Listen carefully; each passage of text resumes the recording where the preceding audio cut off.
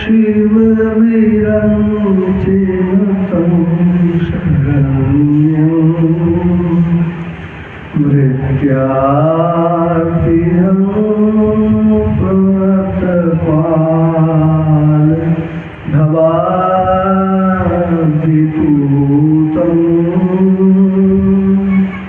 वन्दे महापुरुषते चरणारविन्दं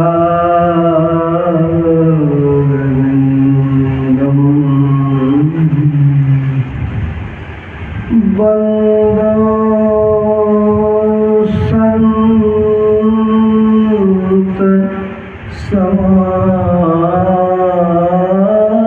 समानचित हितवनहित नहीं कोई अंजुरिगत शुभ सुमन जिनी समसुगंध करो संत सरल चित जगत हित जानि स्वभाव स्नेह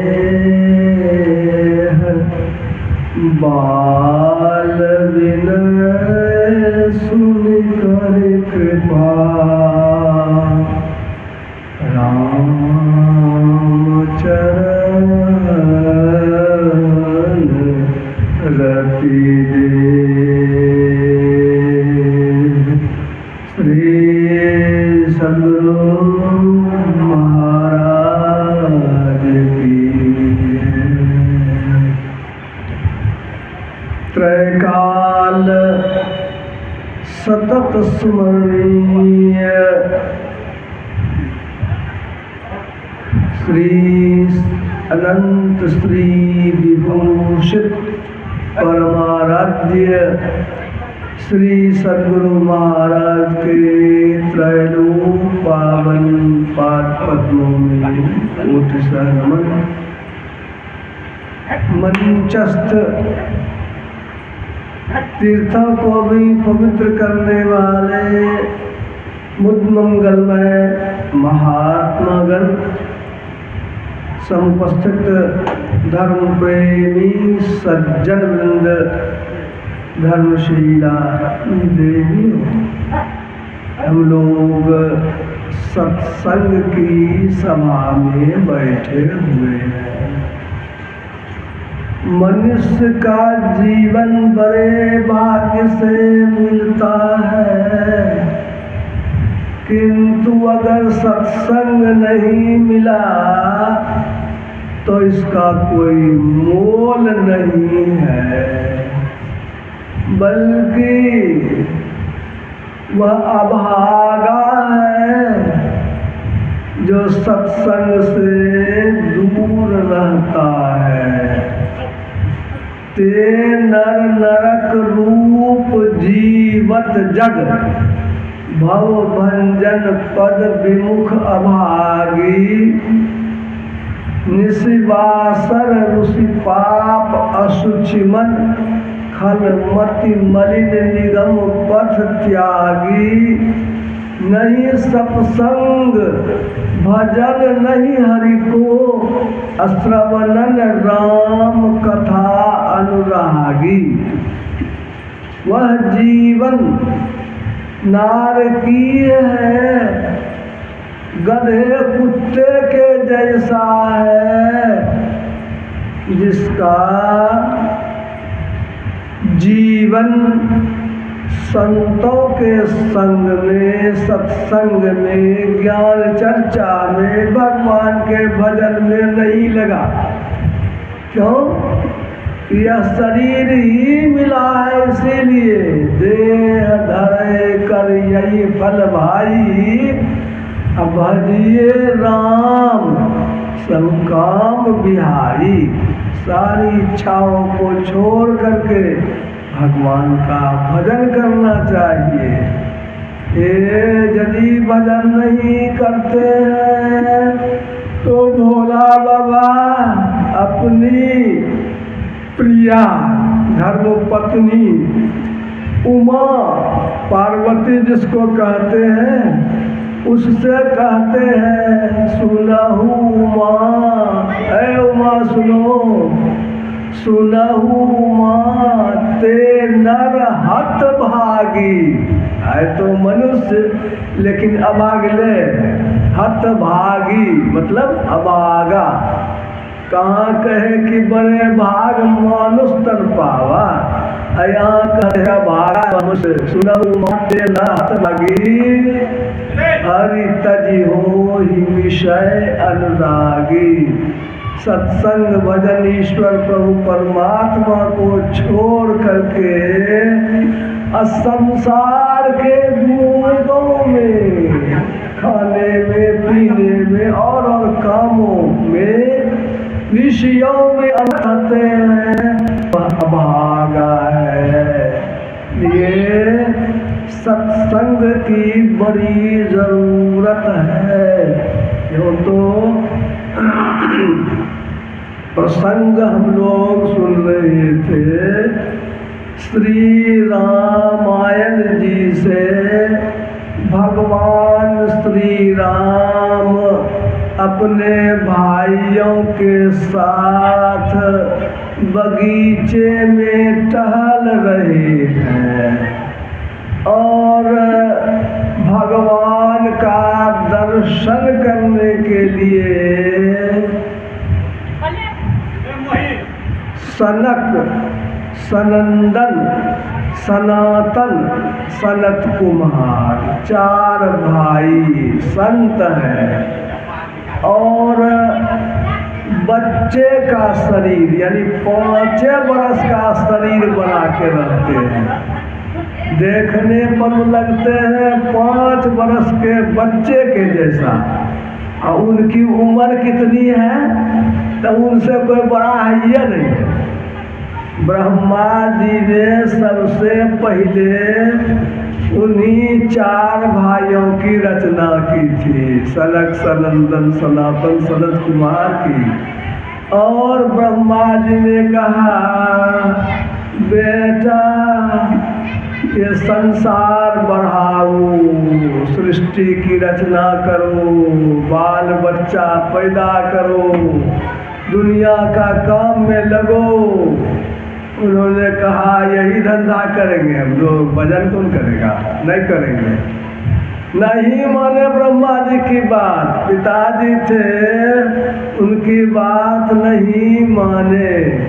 और तो ये सुख सागर कहता है कि ये सबसे पहले बने। क्रोध हुआ ब्रह्मा जी को तो भोला बाबा की उत्पत्ति हुई। यही कहानी है इसमें।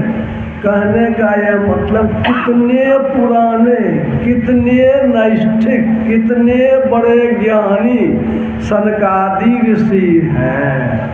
और वे भगवान का दर्शन करने के लिए आ रहे हैं। ये लोग बगीचा में घूम रहे हैं। कहाँ से कुर्सी टेबुल लाएंगे, वो बिछा देते हैं। अंगोछा जो उनके शरीर पर था उसी को बिछा करके आदर के साथ उनको बैठाते हैं और विनती करते हैं। हाथ जोड़ करके भगवान राम कहते हैं कि हे मुनीश, हे मुनियों में श्रेष्ठ, हे सनत कुमार, आज मैं धन्य हो गया। आज धन्य मैं, धन्य मुनीषा। मुनीश आपके दर्शन से मैं धन्य हो गया। अब बताइए, भगवान भी संतों के दर्शन से धन्य हो जाते हैं। भगवान अपने मुंह से कहते हैं आज धन्य मैं, धन्य मुनीषा। क्यों? तो उसका भी जवाब देते हैं क्यों धन्य हुए? तुम्हारे दरस जाए अघ खीसा। अगमन पाप, अखी सामने पोटरी, कपार पर जो पाप की पोटरी है न, आप संतों के दर्शन से प्रभु परमात्मा की याद आती है, अब पाप की पोटरी कपार पर से गिर जाती है, हट जाती है। ये भगवान ही कहते हैं। भक्त की, संतों की बड़ाई भगवान करते हैं, असंत क्या पीछे रहते हैं। वे भी स्तुति करते हैं भगवान की। रामायण में देखिए, वे भगवान राम की भी वे भी विनती करते हैं, जय भगवंत अनंत अनामय, अनघ अनेक एक करुणामय। वे भी लंबी स्तुति करके और वे फिर वापस चले जाते हैं। आकाश मार्ग से आए, अब फिर चले गए। वो भरत भाई और सब भाई को आश्चर्य हुआ कि भगवान हम लोग किस तरह दंडवत करके, प्रणाम करके कितना आदर किए, अब वे भी कैसे हैं कि वे स्तुति करके गए। तो संत कैसे होते हैं उनके बारे में कहिए। भाई भरत ने आग्रह किया। उसी पर ये कहे हैं यहाँ पर, संतन के लक्षण सुनो भ्राता, अगणित श्रुति पुराण विख्याता। यहाँ पर तो गोसाई जी ने इसे वर्णन किया है, लेकिन प्रारंभ में भी उन्होंने कहा है, सुनु मुनि साधुन के गुण जेते, कही न सकही सारद श्रुति तेते, असो मोसन कही जातन कैसे, साक बनिक मणि गण गुण जैसे। कहते हैं कि साधुओं का गुण का बखान, हम लोग साधुओं के गुण का बखान करने के लिए शेष यानी 1000 मुँह वाला, 1000 मुँह वाला कौन है? वो है शेष नाग। 1000 फन है उसको। कहा हमको तो 1 मुँह है। 1000 मुँह वाला वह भी संतों की बड़ाई नहीं कर सकता है। और बुद्धि की जो मालकिन है सरस्वती माई, वे भी संतों के गुणों का बखान नहीं कर सकती है। इतने गुणवान हैं संत, अब उसकी बड़ाई मैं करूं, उनके बारे में कहूँ तो कहा कि कैसे होगा। साग बेचने वाली जाती है बाजार में, वो पंचका, बादाम, चने का साग, खेसारी का साग, पटवा का साग बेचती है। 10 रुपये, 20 रुपये, 50 रुपये का बेचती है।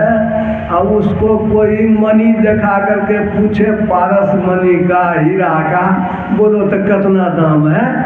बेचारी गरीब आदमी कह सकेगी हीरा का दाम कितना है।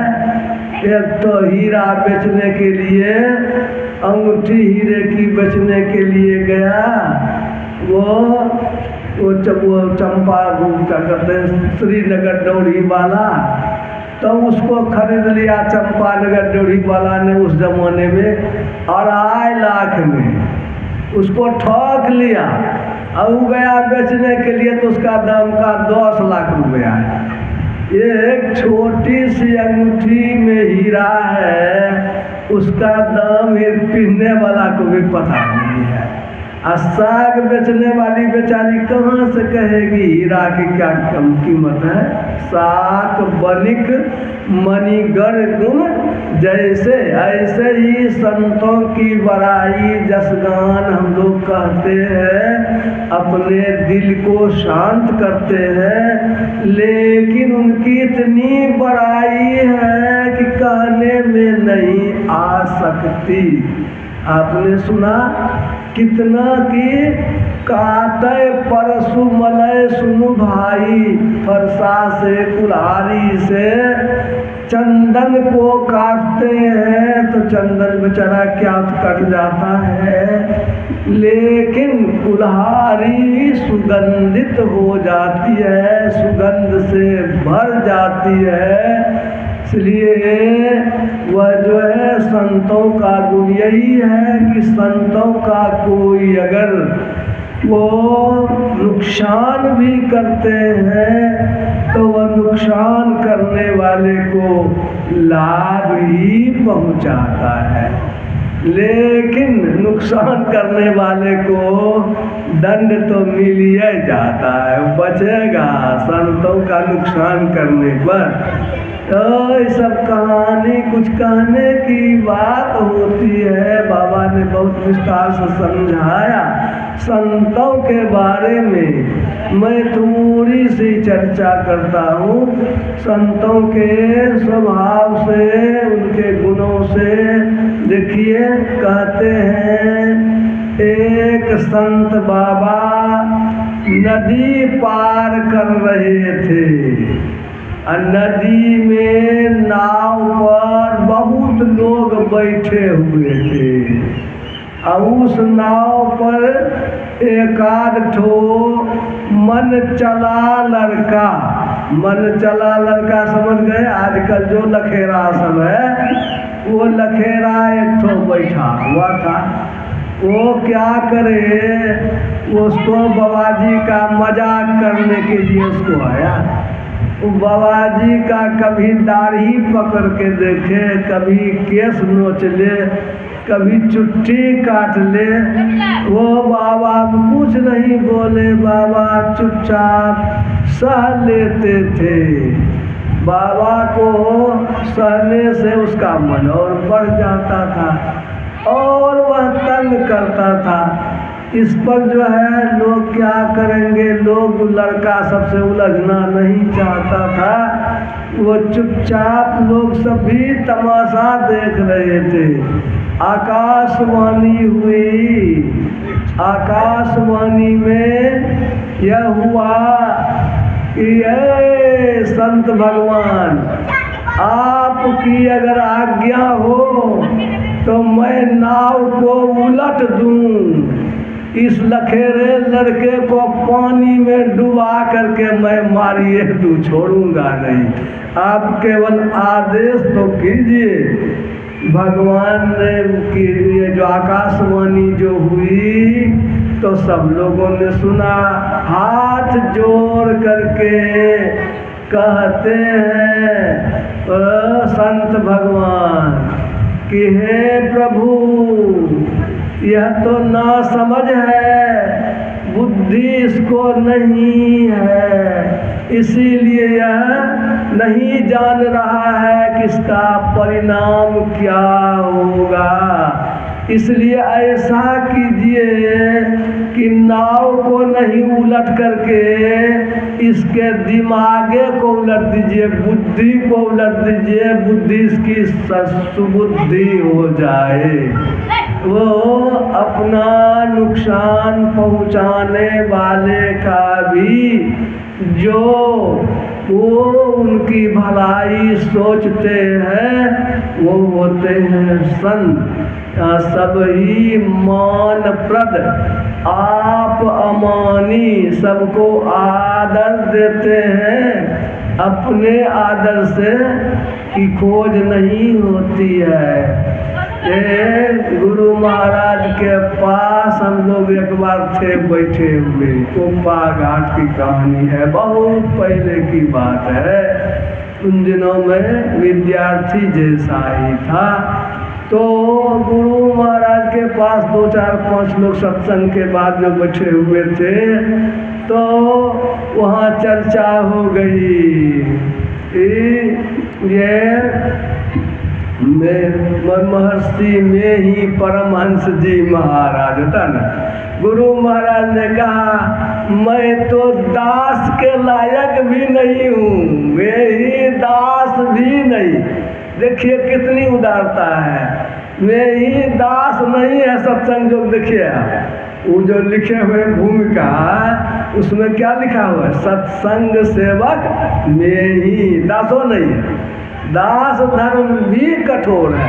कितनी सरलता गुरु महाराज ने, तब न गुरु महाराज महान आचार्य है तो सबको मान देने वाले, लेकिन अपने मान रहित होते हैं।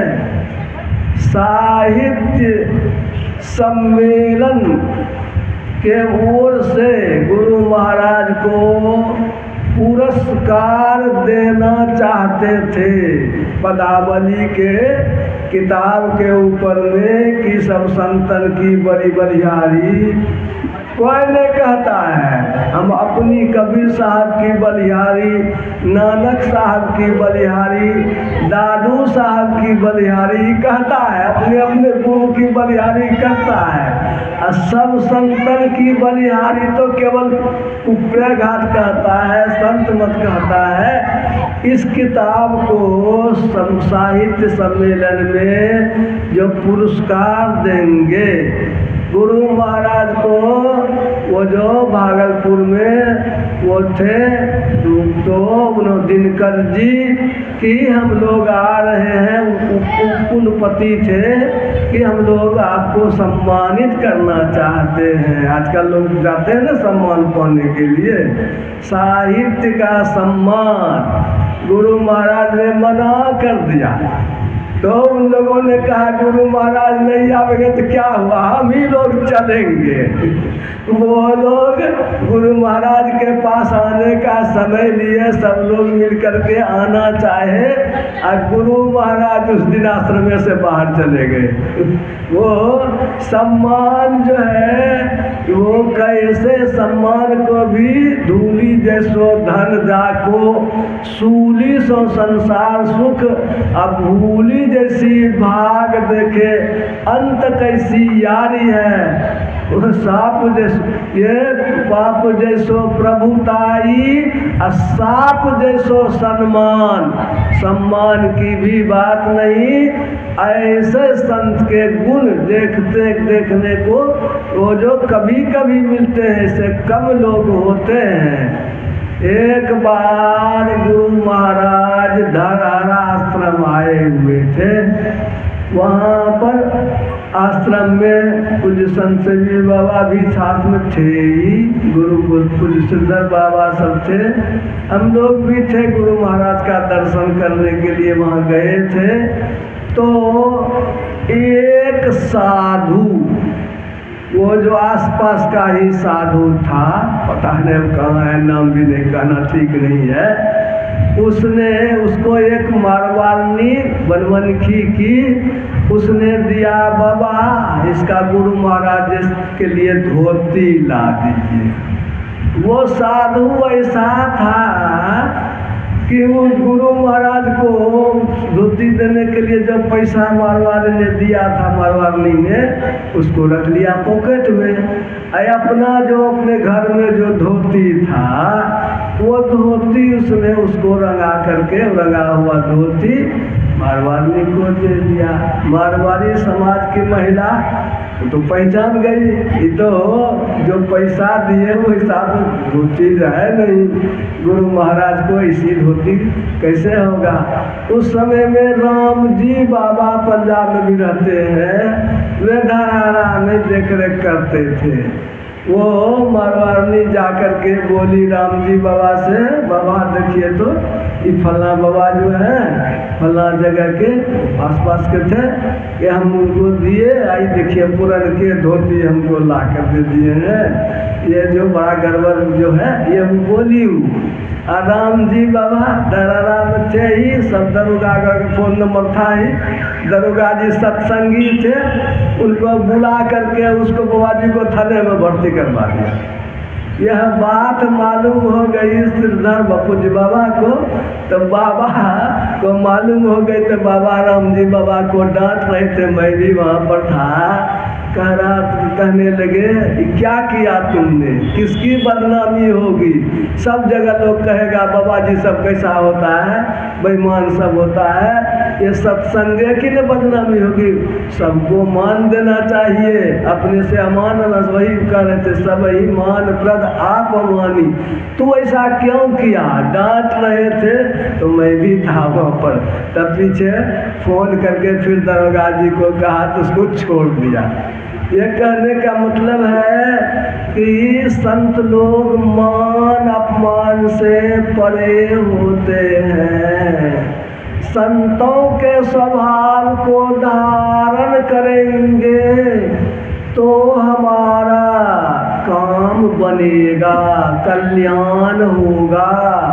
अगर हम दुष्टों के गुणों को धारण करेंगे, दुष्टों के असंतों के गुणों को नहीं छोड़ेंगे, तो हमारा बहुत बड़ा नुकसान होगा। संत असंतन के गुण भागे, अतेन परहि भव जिन्ह लख राखे। जो संतों के गुण को समझ करके संतों के गुण को धारण करता है तो उसका कल्याण होता है। असंतों के गुण को धारण करता है तो उसे बहुत अधिक नुकसान होता है। एक कहानी ऐसा, एक राजा थे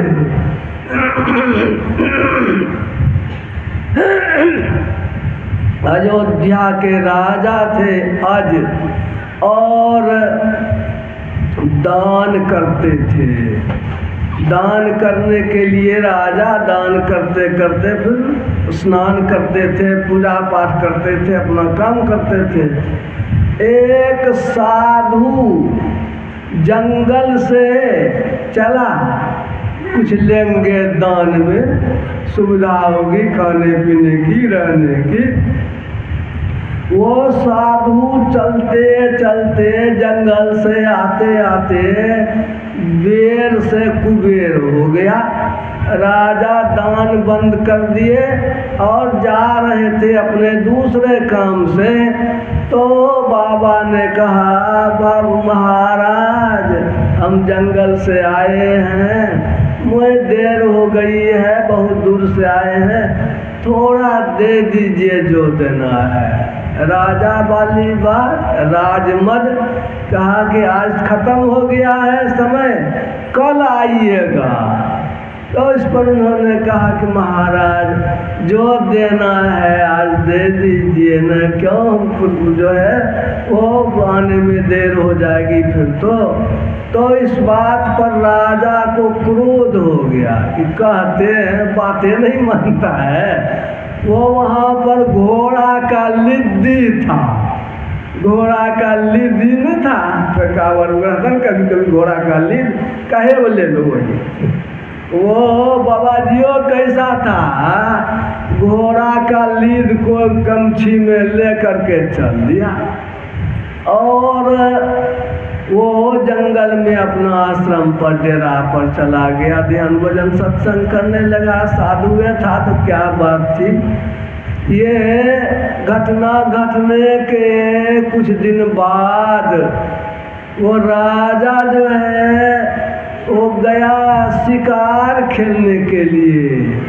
होते होते उसी साधु बाबा के कुटिया के आसपास पहुंच गया। अब वहाँ उसने देखा कि लीद का, घोड़े के लीद का पहाड़ लगा हुआ है। अब चका गया, घबरा गया, इतना लीद है, कितना घोड़ा होगा, कहाँ है घोड़ा, जरा पता करे। जा करके बाबा से पूछता है, बाबा ये लीद इतना है, घोड़ा कहाँ है, कहाँ से इतना लीद आया?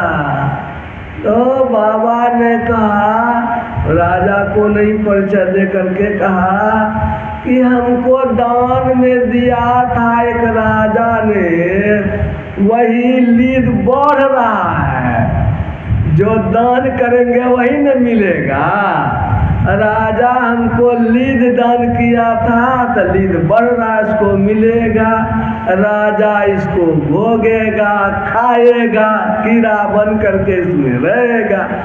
अब तो ये तो अक्ष का घबरा गया, इतना हम ही किए थे दान, आया यहाँ और एकदम घबराया हुआ है, कितना जन्म में कीड़ा बनते रहेंगे तभी वो लीद खत्म होगा कि नहीं होगा। वो घबरा करके वो जो है अपने गुरु को, वशिष्ठ जी महाराज को बुलाया, आमंत्रित किया, खिला पिला करके। अब वशिष्ठ जी महाराज को वो सोने गए तो पैर जांच रहा है, पैर जांच रहा है। अब वो लेटे हुए हैं, कुछ नहीं बोलते हैं, कुछ नहीं बोलते हैं। राजा भी छोड़बे नहीं करता है।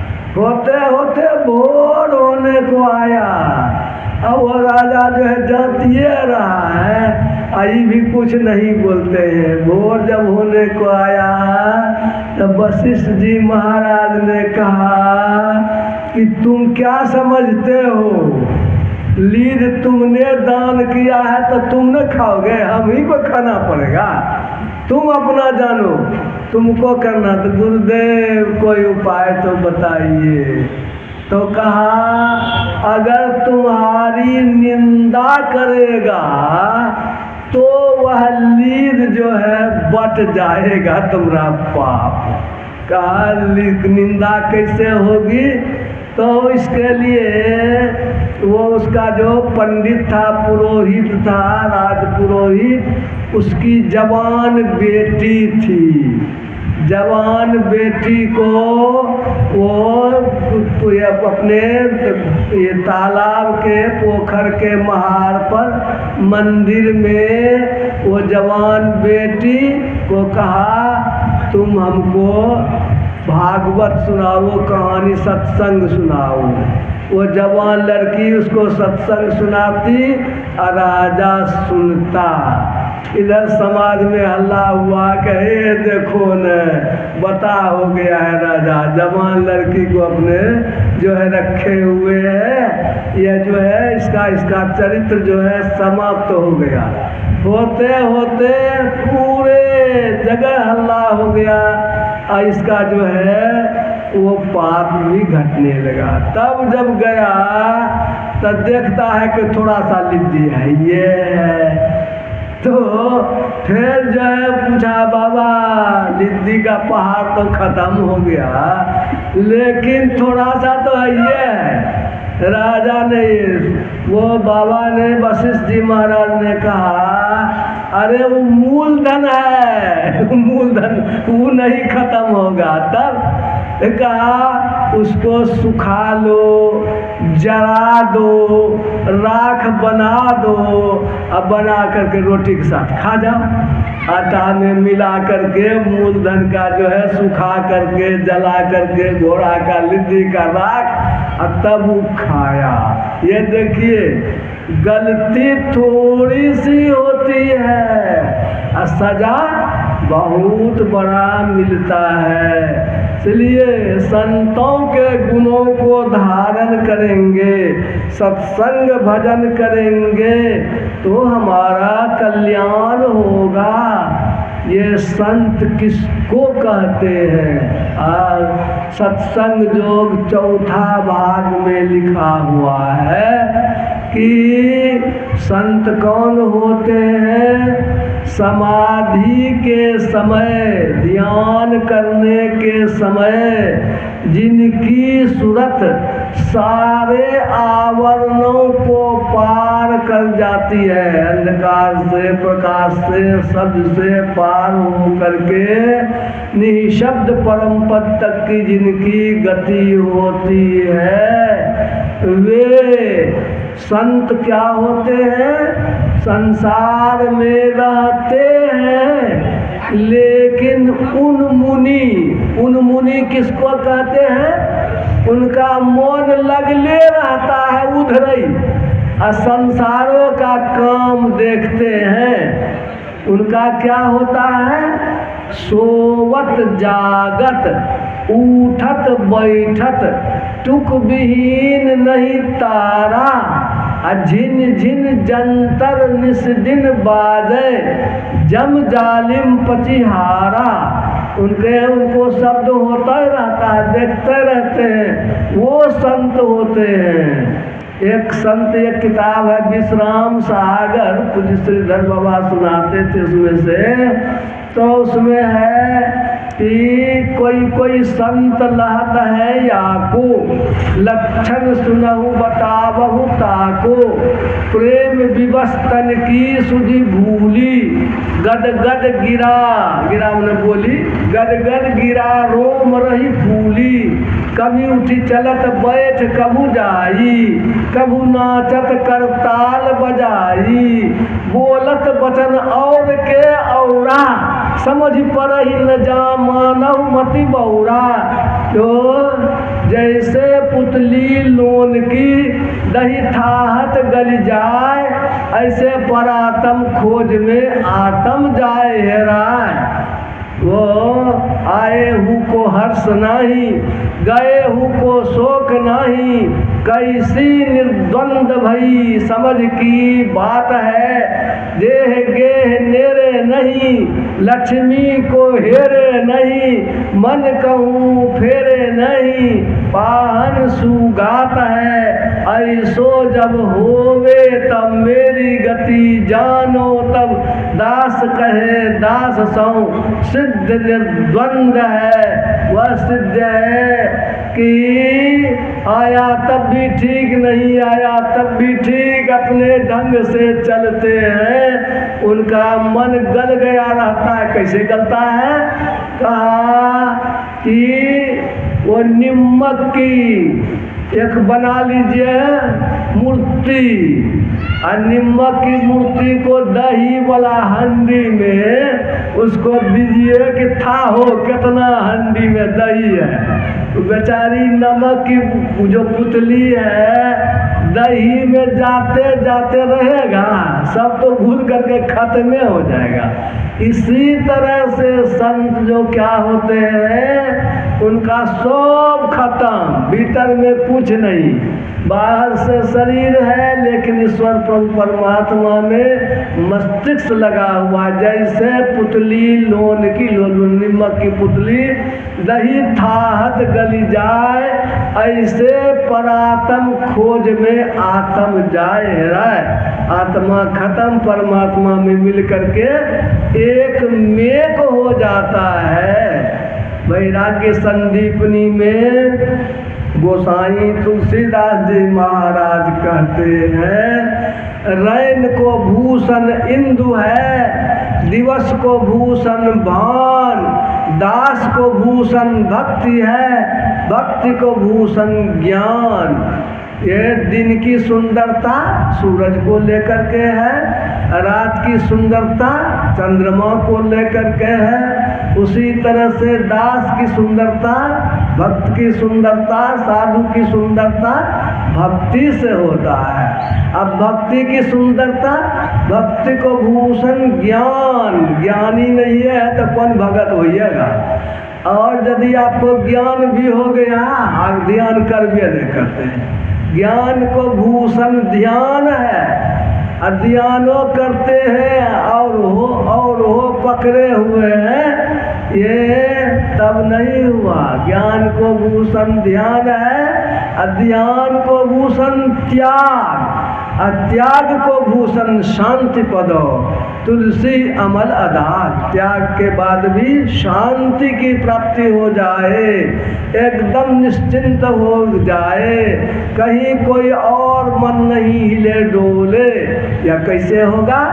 इसके लिए पहले मन को शांत करते हैं। मन उड़ता है, जप पर, शब्द पर, तो इसको पहले जप कराते हैं, विधि गुरु से सीखते हैं। जपते जपते चलते फिरते उठते बैठते काम करते, जपो करते हैं करियो रहे हैं, तो चलते भी हैं, रोटियों बेलते हैं, झाड़ुआ लगाते हैं, काम भी करते हैं दोनों हाथ से, और मन से जपते ही रहते हैं। एक शब्द में मन को पहले लगाया, ये जप हुआ, और तब उस रूप में, एक रूप में मन लगाया तो और शांत हुआ, लेकिन पूरा नहीं हुआ। तब दृष्टि की धारें जो आँख से निकलती है, बायां आँख में भी धार, दाहिनों आँख में धार, रेखा के समान है। उस दोनों धार को मिला करके अमिलन स्थान पर मन को टिकावेंगे, तब जो स्थिति होगी, बिंदु की प्राप्ति होगी। उस बिंदु को पकड़ करके जब रहेंगे, कोई फैलाव नहीं रहेगा, तब मन होगा स्थिर। उससे भी बेसी स्थिर मन कब होगा?